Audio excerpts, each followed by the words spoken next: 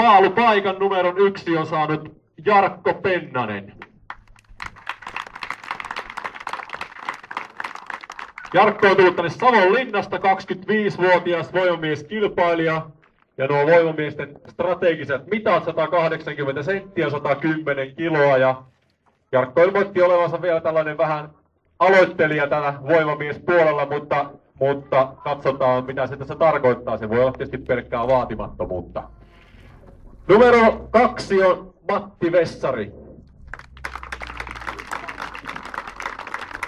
Matti on 22-vuotias nuori mies Turengista, 177 senttiä, 115 kiloa ja on ollut täällä Kuikassa pari kertaa aikaisemminkin ja meritit löytyvät tuolta kevyiden miesten alle 105-kiloisten SM-kisoista siellä 5 parhaan joukossa.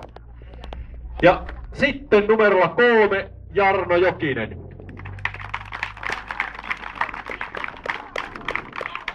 Jarno on saapunut tänne Savon puolesta Varkaudesta. Jarno on kokeneempia voimamieskilpailijoita, ikää 38 vuotta. Tuolla jo viime vuosituhannen puolella Pohjolan toisiksi vahvin ja nyt sitten aloitellut uraa tässä uudestaan. Ja hienosti onkin mennyt tämän vuoden SM-kisojen 2. Ja Jarno mitat 194 senttiä, 130 kiloa, eli varmasti siinä nähdään ihan sitten Suomen huippusuorituksia tuota pikaa. Ja numero 4 on paikallista väriä Veli-Pekka Kauhanen.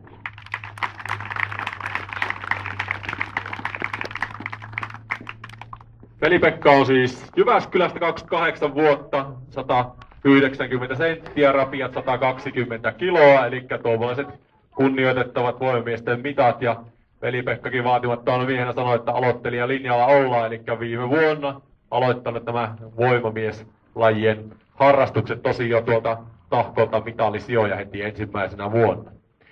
Ja sitten numero 5 Antti Mourujärvi. Antti on myöskin tunnetusta voimamiesten pitäjästä eli Turengista. 28 vuotta, 192 senttiä, 130 kiloa ja täällä Kuikassa Antti on nähty aikaisemminkin ja lehdessä jo tuossa näköjään lausuntoja antoi, että täällä varmaan kovaa kisaa käydään ja merittejä löytyy tältä vuodelta SM-kisojen 3. sijaa.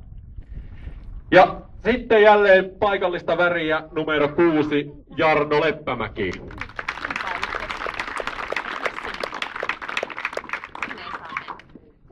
Jarno kilpailee täällä lähes kotiseudullaan 25 vuotta. 172, 105 kiloa ja myöskin aloitellut tässä viime vuonna tätä voimamieslajia. Ja sitten numerolla 7 Jarno Kirselä.